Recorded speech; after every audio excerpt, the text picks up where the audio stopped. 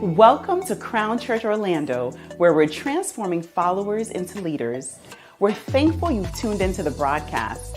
We pray the message you hear today takes you one step closer into your purpose in accomplishing your destiny. And now, let's go to the message.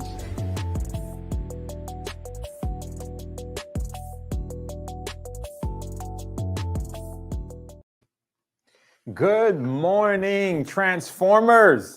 Good morning. This is the day that the Lord has made. Let us rejoice and be glad in it. I am so glad that we're together again, not the way we want to, but the way that is appropriate at this time. It is so good to just be with you guys and just worship God. And what I want you to do real quick is make sure you let your family, you let your friends know to log on. Make sure you're sharing as we're continuing in our summer relationship series, and we're focusing on the environments that the brothers need. So ladies, this is the time where I'm going to need your help.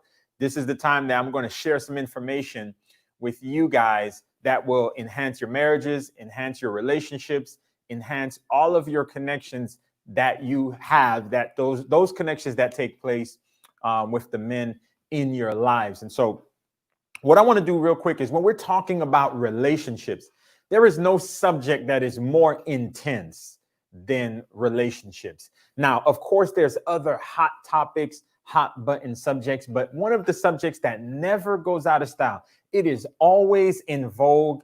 It is always a topic of discussion. It is always a topic of discussion around the water cooler, is relationships. And the reason for that is because there's these expectations that we have, and there's these assumptions that we have when it comes to relationships. The truth of the matter is conflict always exists because of unmet expectations or unrealistic expectations when it comes to relationships. And I've discovered that men and women are really the same. We're really the same, but at the same time, we still don't understand each other, because even though we're the same intent in the sense of internal makeup as far as organs and different things like that, we start deferring how we connect with our outside world, how we relate to one another. And so I felt that it was extremely important for us to have this conversation, because men and women require the same thing, but not in the same way. Men and women require the same thing, but not in the same way. And so what I want to do today is I want to give a picture, a framework of some of those things that the men require, so that the brothers, we can get to where we're supposed to in life. And at the same time, not frustrate the women around. They don't necessarily have to be our wives, but in general, there is this symbiotic relationship that takes place when men are on point. It benefits the women. When women are on point, it benefits the men as well. So we're talking about environments. And what we have to understand is that environments play a major role. Environments play a major role in the outcome of our lives. When we look at our lives, we can also trace it back to environments. And so environments defined as this. If you're taking notes, I want you to write this definition down. Environments is this. Environments defined is the surrounding or conditions in which a person, animal, or plant lives or operates. See, back at me real quick. Most trees require water, light, and time to effectively or appropriately photosynthesize. But whether or not that tree will produce and will bear fruit or will do what it was designed to do is based on the environment. See, every tree needs some sense of water, time, nutrients, light to photosynthesize. But whether or not it will actually produce once those things are provided will be based on the environment. See, it is much easier to grow orange trees in Florida than it is to grow orange trees in Texas. And the reason for that is because of the environment. The same would go. It is much easier to grow mango trees in South Florida than it is to grow mango trees in Central Florida. See, you can put orange trees in Texas and provide it light, provide it time, provide it nutrients. But because the environment itself is not conducive to produce what's in the tree, it will not produce as effective as it would in the more humid climate of Florida. So you can have all of the ingredients necessary around, but if you're not in the right environment, your growth will be limited and success will be delayed. So you can have the pieces around. That's one part of the equation, but the environment plays a very, very important part in that. Now, whenever God wanted to do something with a person, hear me, what he does first is he changes that person's environment first. Think about it. When we look at the Bible, whenever God wanted to do something, he always changed the environment first, because what he was calling out of the person needed and required a different environment to germinate it, to produce it out, and to bring it forth. When he called Abraham out, he changed his environment. When he called Moses out, he changed his environment. So whatever God is doing in your life, it will require some change of environment in order to germinate it, in order for it to come to the full maturity of what he created it for it to do. See, it's no surprise in Genesis chapter 1, we see God creates the environment before he creates the entity. He first creates the environment before he creates the entity. You should write that down, because that is extremely important. Whatever it is that God is taking you to is already done. That destination is already created. He already created the environment. He already created the future that you're going to exist in. Now he then works on you. He prepares you for that environment. I want you to think about this for a second. Whatever dream that you have, whatever vision that you see in your heart that you believe God is calling you to, that's already done in terms of God. But you as the entity, he has to now prepare you for that environment. So God always creates the environment before he creates the entity. That way, when he puts the entity in the environment, there is a flow, there is a rhythm that takes place in that. So there is a principle that I want you to understand as it relates to environment. There's a very important principle that you can't negate. And the principle is this. I want you to write it down. Whatever a thing comes from becomes its source and is necessary for its survival. In Genesis chapter 1 is where we get this principle. Whatever a thing comes from becomes its source and is necessary for its survival. So in Genesis chapter 1, before God creates any entity, he created the environment. Therefore, that whatever entity comes out of that environment depends on that environment for its survival. Okay, watch this. See, fish comes from water.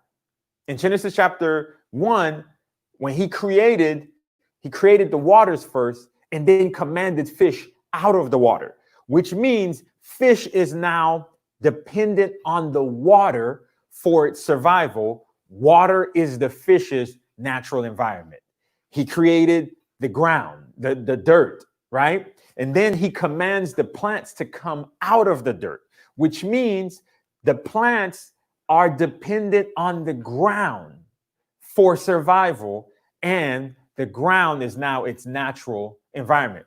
So if we take fish out of its natural environment, if we take fish out of water and we don't recreate the environment some form and fashion, fish will malfunction and die.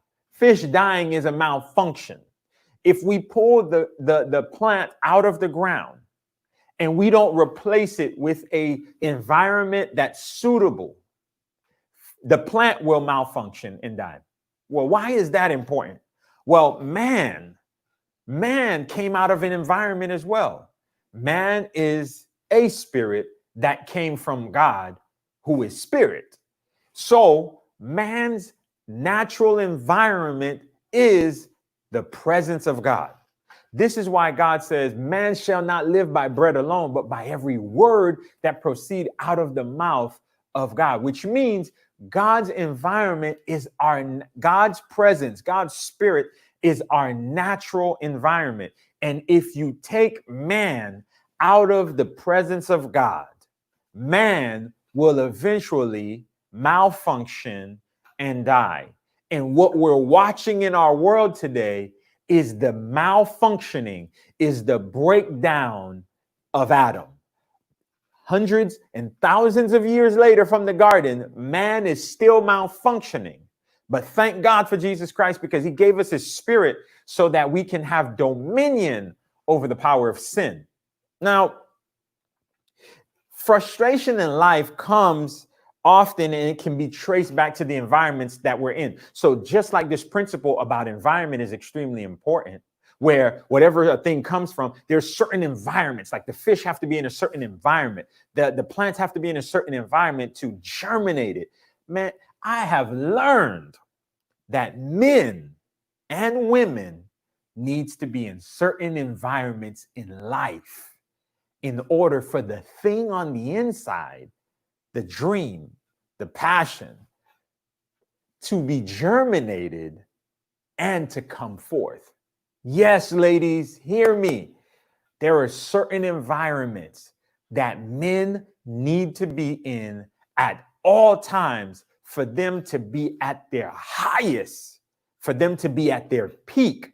There's certain environments. And if he is not in that environment, he will begin to operate at a lesser capacity. He will not be as effective. He will not be as efficient. So the purpose of this series is not only to help the brothers out, but also to help the women whose lives are somewhat directly or indirectly affected by brothers in the wrong environment. So listen, part of the environment process is frustration is a sign that something needs to change. When frustration happens, hear me, frustration is a sign that something needs to change. When frustration comes, it means either two things. You either need to learn the environment or you need to leave the environment. I'm going to say that again. When frustration comes, it means you need to either learn the environment, where you make the adjustments, where you adapt, where you adjust to the environment, or you need to leave the environment. So change, when frustration happens, has to take place to alleviate the frustration. The change will either take place in you, or the change has to take place in the environment. But until change takes place, the frustration will not be gone. The frustration will not go away. Now, so there are certain environments, however, let me go ahead and balance this out. Because sometimes, when the pastor starts preaching and when the communicators are preaching, we have selective hearing. We hear what we want to hear. We hear the part that we like, but we don't take the part that we need. We only keep the part that we want. So let me go ahead and balance this out. There are certain environments that you cannot leave. Did you know that? Which means since you can't leave that environment, it's up to you to change.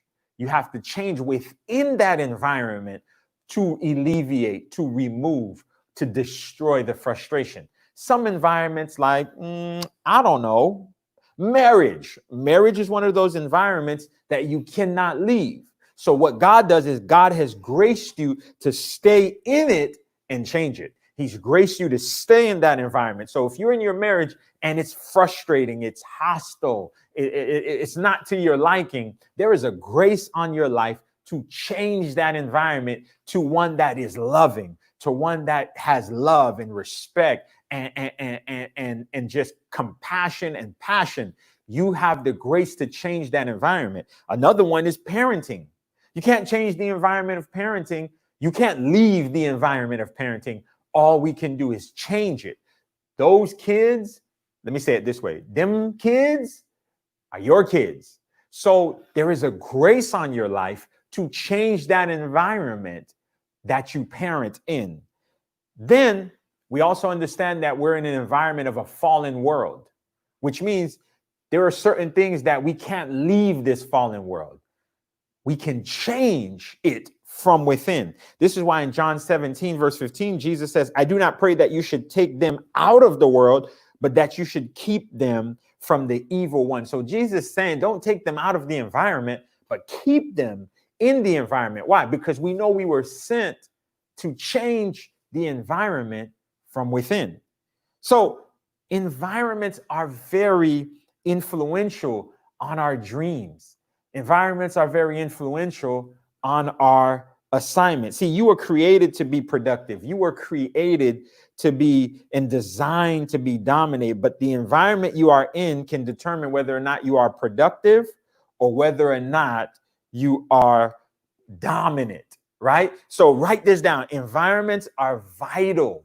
Environments are vital to our success. So they actually do matter. Environments are vital to our success. They do matter. And when I'm talking about success, I want you to write a note down. Success is this. This is what success is. When you're defining success, you have to remove things out of success. Success is more about significance than it is about things. It is more about being fulfilled than it is about status symbols. So success is about being productive in purpose. Write that down. Success is about being productive in purpose. There is a purpose for which everyone is created and everyone exists. And when you start operating in that purpose and you start being productive in that purpose, you are considered success. Whether or not you drive a luxury automobile or live in a fancy, high-priced home, those are things, but that doesn't necessarily equate success. See, there are male-specific environments, and then there are female-specific environments. So what I want to talk about today is I want to talk about the next environment that men need, men specifically need in order to be successful. So let me say it this way. I want to give you the next environment that every man need in order to be productive in purpose. And the environment is this. Men need an environment to connect. I'm going to let that sink in for a second. Ladies, take this in. Every man needs an environment to connect. I'm going to say this one more time. Brothers, if you are on the line, mash the heart. Hit the heart. I'm going to back my point up in a second, but every man, men need an environment to connect. Now, back to me real quick. When I say connect, I'm talking about men need an environment that they can network, that they can generate synergy with other men. They can have collaborations. They can have social interactions with other people, especially other men. Why? Because men need men. Husbands, fathers need fathers. Husbands need husbands. Brothers need brothers. Listen, there is no sugarcoating this. Men need other men. Fathers need fathers. Husbands need husbands. Brothers need brothers. So when we're talking about connecting, we're talking about connecting with other men. This is why in Genesis chapter 2, verse 18, God says this, and the Lord God said, it is not good that man should be alone. I will make him a helper comparable to him. So when God is referencing helper, he was not talking necessarily in terms of marriage. Now we understand why he designed Eve, because there wasn't anything comparable to him. There wasn't another human being. Adam was the only human being of his species around. He saw two of every other animal. He saw there was comparisons, but he was the only one of his own kind. So what God did is God addressed two things at one time through Eve. He made the woman, which means in order for life to continue, you need a biological male and a biological female in order for life on this planet to continue. But what he also did is he also, in Eve wasn't just a woman, she was a human being. She was a person. So what God is saying is people need people. You may never get married because you don't desire to, but you still need people. So also it reads in Ecclesiastes chapter 4, talking about the importance of people. In Ecclesiastes chapter 4, verses 9 through 10, it reads like this: two are better than one because they have a good reward for their labor. Watch this. For if they fall, one will lift up his companion. But woe to him who is alone when he falls, for he has no one to help him up. See, it is okay, write this down, to be independent, but it is not good to be alone. It is okay to be independent, but it is not good to be alone. Because when we're talking about independence, you're talking about separate. You're talking about unique. You're talking about whole. It's okay to be separate. You don't have to get married. It's okay to be separate. It's okay to be unique. It's okay because it's okay to be whole. But when you're talking about being alone, it's talking about isolation. It's talking about solitary. It's not okay to be isolated. It's not okay to go through this life in solitary. And so there are two types of relationships that we should all pursue. Everyone should pursue these two types of relationships. The first one is your intrapersonal relationships. Your intrapersonal relationships are your relationships with yourself. Listen, you should be very well acquainted with who you are as a person. Brothers, hear me. Do you know who you are? You should.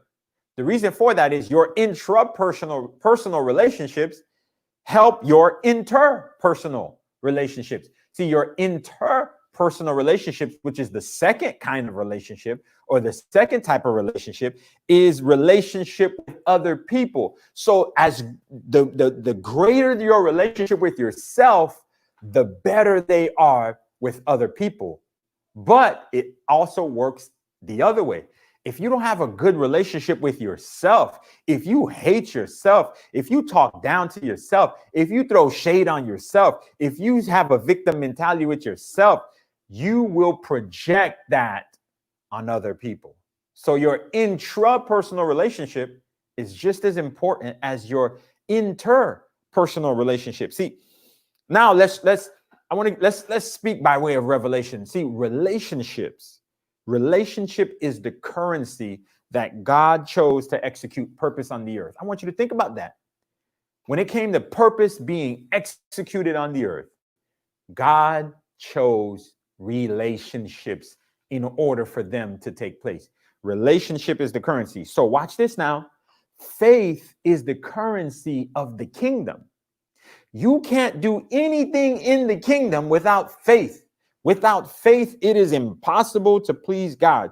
By faith, we live by faith and not by sight. We see in Hebrews chapter 11, everything was done by faith. Faith is the vehicle. Faith is the currency.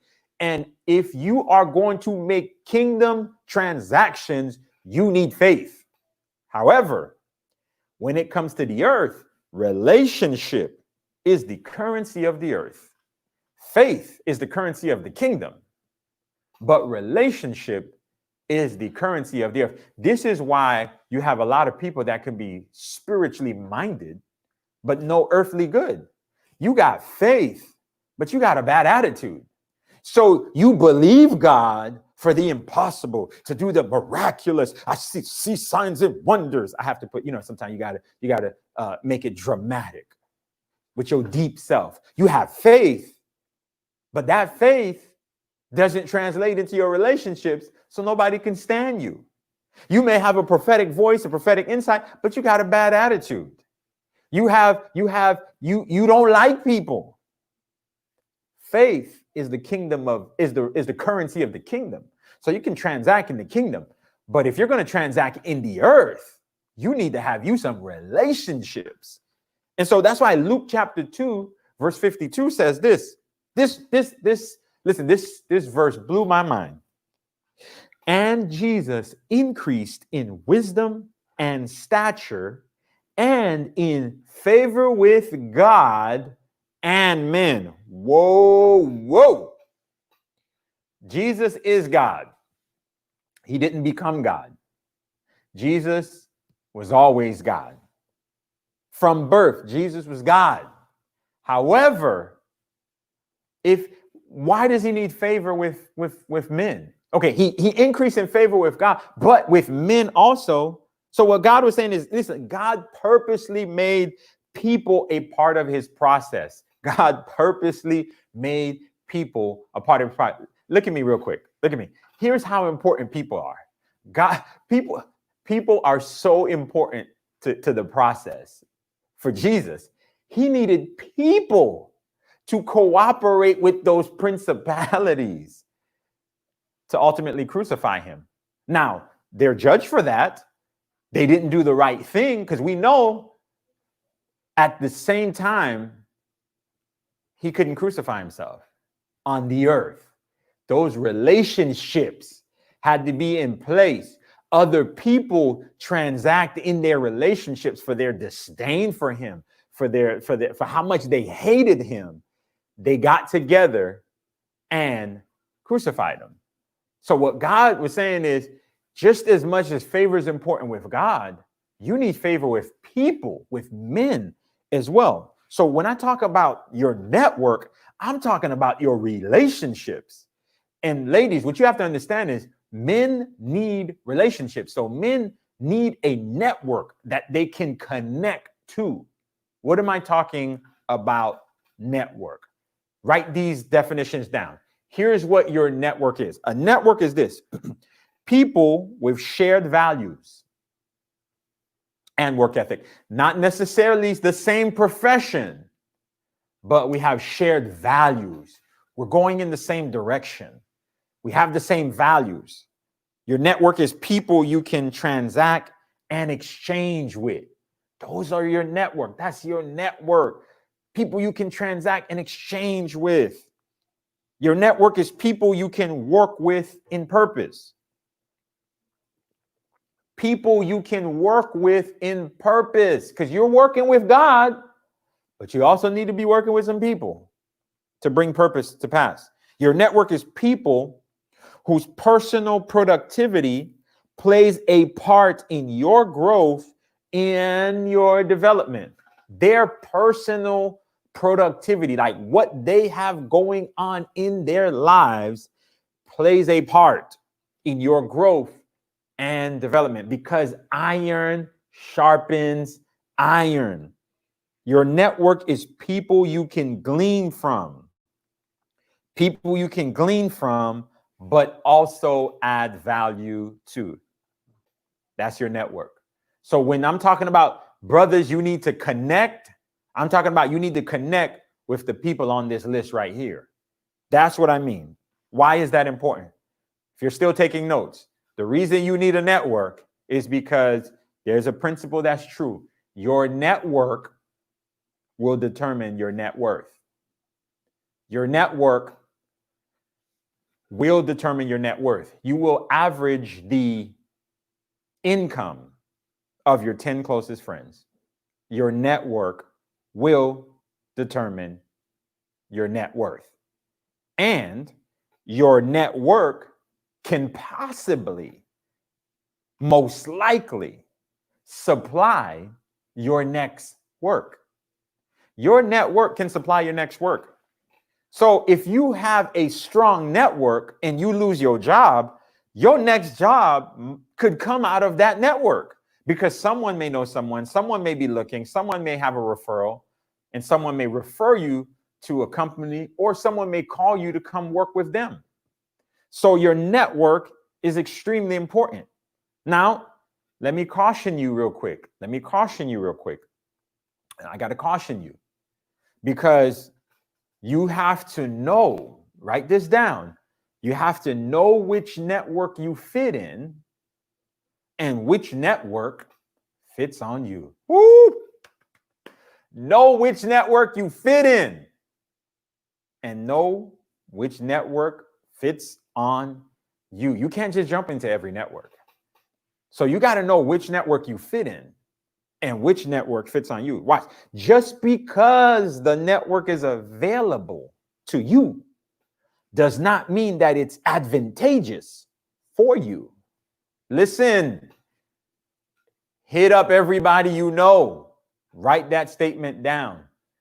Crush the like, share it, and let everybody know. Listen, brothers, just because a network is available to you does not mean it's advantageous for you. See, we jump into networks because of false perceptions. Come back to me real quick. We jump into networks because of false perceptions. Okay, everybody getting money in that circle, so let me jump in there. So it's available to you, but it's not advantageous for you because it costs you your morals, it costs you your values, it costs you your marriage, because the time that you're putting into that network is destroying your home. The time that you put into that network is destroying your social life, your spiritual life, you name it, you fill in the blank, whatever it is. So just because a network is available to you does not necessarily mean that that network is advantageous for you. Now, let me show you scripture. Let me show you in the word of God where you have to know which network fits you and which don't. In 1 Samuel chapter 17, verse 38 through 40, it says, then Samuel clothed David, then Saul, not Samuel, then Saul, the king, clothed David with his armor. He put a helmet of bronze on his head and clothed him with a coat of mail. And David strapped his sword over his armor, and he tried it in vain to go, for he had not tested them. Then David said to Saul, I cannot go with these, for I have not tested them. So David put them off. Then he took his staff in his hand and chose 5 smooth stones from the brook and put them in his shepherd's pouch. Put him in his shepherd's pouch. His sling was in his hand, and he approached the Philistine.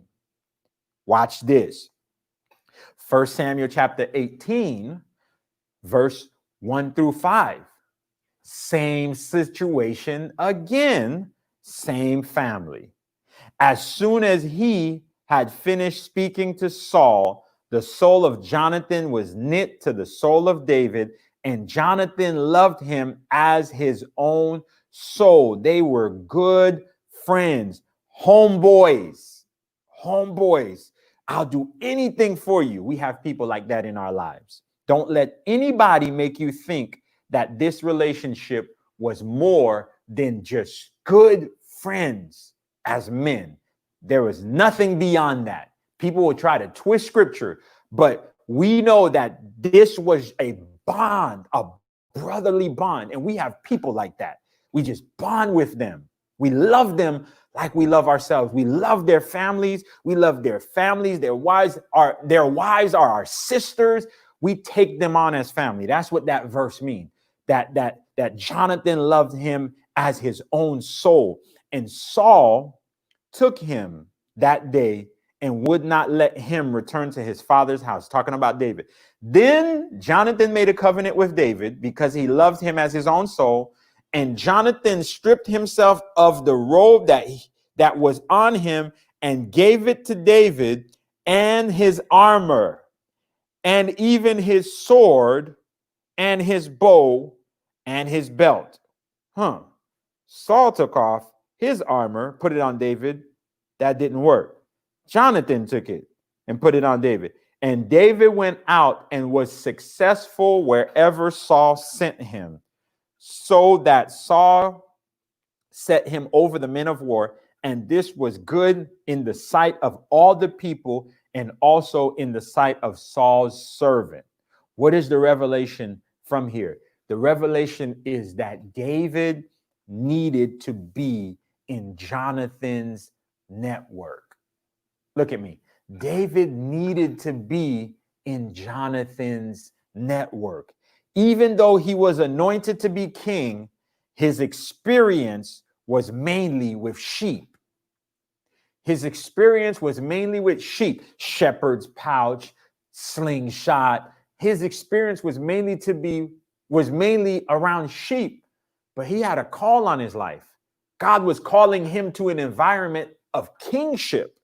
So what happened is Jonathan's mentorship helped get him or help shift his mindset from herding sheep to head of state.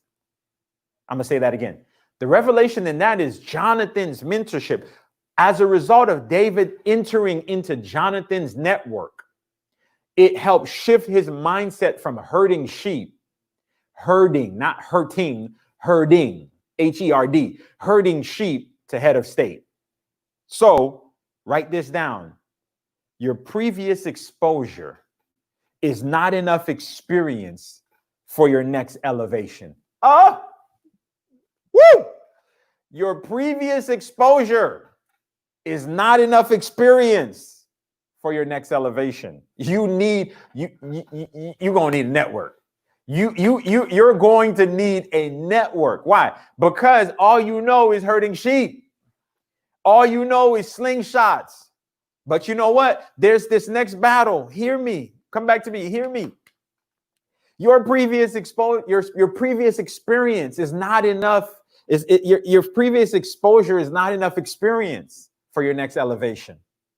Because see, where you're from, brothers, the way you get stuff done is you strong arm people to do it. You force them to do it. You intimidate them to do it. You never ask. You just take what you want. No. That's your previous exposure. That's not enough experience, because this next world that you're about to operate in, there's rules, there's legalities, there's technicalities.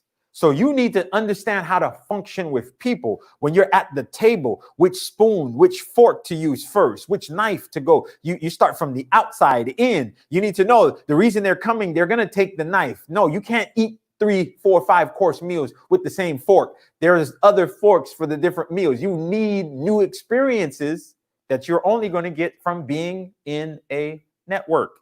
You need that. You need that. I'm going to say it one more time. Your previous exposure is not enough experience for your next elevation. Your previous exposure, write that down, is not enough experience for your next elevation. And this is how the enemy gets a lot of people. The enemy gets a lot of people is because he makes us think that we know enough. He makes us think that where we're from, we have enough to make it. No. You have grit to survive, but you haven't learned how to thrive yet. You have a survival mentality. You don't have a thriving mentality. You need to learn that. Well, where I'm from, this is how we get it done. No. That's how you used to do it then. That's your previous exposure, but that's not enough experience. You need more experience for your next elevation. This is why God gives you leaders. This is why Ephesians chapter 4 talks about he gives you prophets, evangelists, preachers, teachers, and pastors. Why? For building you up, for the elevation, for the equipping. Don't ever let the enemy think that you don't need a pastor. Don't ever let the enemy think that you don't need the spiritual leadership. Why? Because your previous exposure is not enough experience. You need people to come alongside you and say, that's not the right way to do it. This is the best way to this is how you can get the most out of your potential. This is how you can get the most out of your gift. This is how you can get the most out of your talent. It's interesting. The world has vocal coaches. Wait a minute. We have secular people who sing better than their vocal coaches, yet they have vocal coaches. Why? Because the vocal coach has more experience. The vocal coach knows how to get that potential out of them. They submit to the coaching. They submit to the leadership. They submit to the training of the vocal coach. It's interesting that the basketball players who's better than their coach, whose talent is better than their coach, still submit to their coach. The world understands this principle. The world submits for training, for development, for growth, but we cannot get that right in the church. We cannot get that right in the church. In the church, we're just bucking. But think that our previous exposure will fit the next elevation. And when we get into that next level, we fall short. We fail. Why? Because we didn't have enough experience. You need pastors. You need prophets. You need evangelists. You need apostles. You need teachers. You need preachers. Why? So you can be built up for the work. There's something that God has called you. There's an elevation. There's an elevation that's going to take place, but you need more experience. That's why a network is important. And the trick of the enemy is to make you go at it alone with limited information so he can take you out before you see the full expression of your potential and your gift. One last time, I'm going to say it. Your previous exposure is not enough experience for your next elevation. Your previous exposure is not enough experience for your next elevation. You need a network. As I close, see, when God created Adam, who at the time represented mankind, who represented humanity, who represented the human race, God foreknew that mankind would need to connect to mankind. And so it's not until that we connect with a body that we really feel or we really see the value in our individuality. It's not until we connect with another group, with another body, that we truly see the value in our individuality.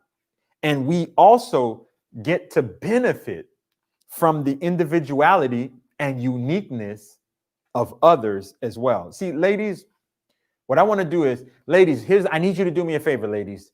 I need you to encourage the men in your life to have healthy accountability and connections with other men. Encourage them. Encourage them to have healthy accountability and connections with other men. Brothers, here's what I need you to do. I need you to understand that you were not created to do life alone. You were not created to do life alone. As I stated before, men need men. Men need men. Fathers need fathers. Husbands need husbands. Brothers need brothers. Now, as we're wrapping up, how do you know that you're in a connect environment? How do you know if the environment is a connection, is the right environment? You'll notice these things. When you're in a connect environment, because men need an environment to connect. Here's a connect environment. A connect environment has this. The association adds value to you. The association adds value to you. The other thing is you feel you have something to offer. You know you're in a connect environment when you feel like you have something to offer. You feel like a part of something bigger than you. That's when you're in an environment of connection. You're a part of something bigger than you. And this last one is very important. You feel needed. You feel needed. When you're in an environment of connecting, you feel needed. You feel needed. So as I close, I want to close with these questions, guys. Brothers, first question. Are you a part of a network of kingdom-minded individuals? Are you a part of a network of kingdom-minded individuals? Because the only thing that's going to last is what we do for Christ. And Christ came to bring a kingdom, not religion. Number two, are you doing life alone? If yes, why? Why are you doing life alone? You weren't created to.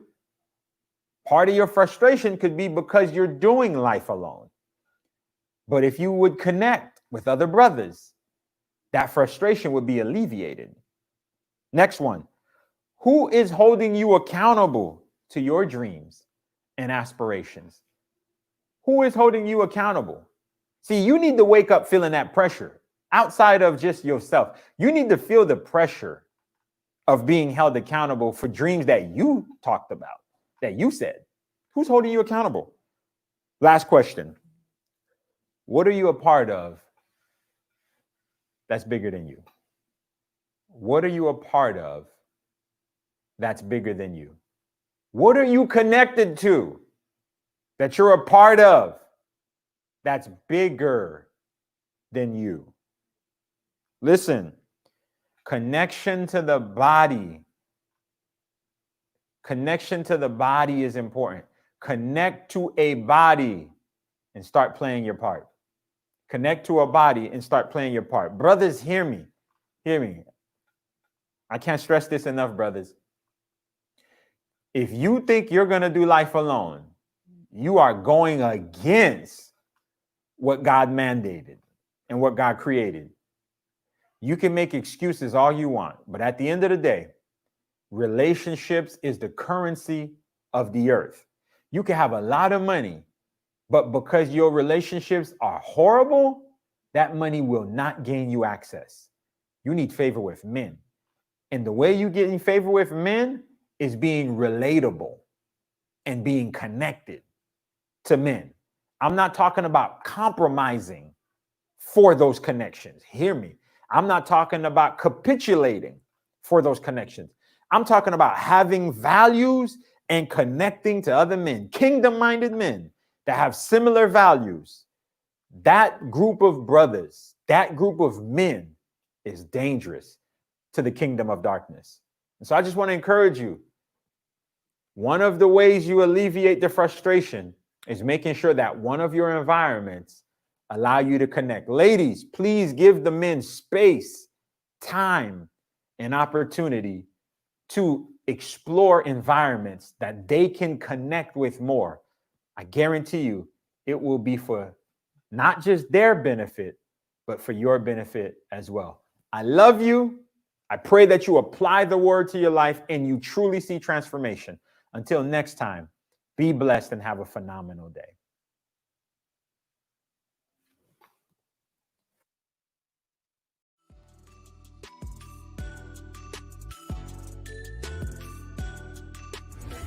Thank you so much for tuning into this broadcast. We pray that you were blessed by the message. If this ministry has truly added value to your life, we want you to prayerfully consider supporting financially. Listed on your screen are several ways that you can express your generosity. Allow me to say thank you for any past, present, or future contributions that you are led to give. Finally, thank you for joining us on this journey of transforming followers into leaders that impact, influence, and change the world. At Crown Church, all we do is for His glory and His glory alone. Until next time, have a great day and God bless.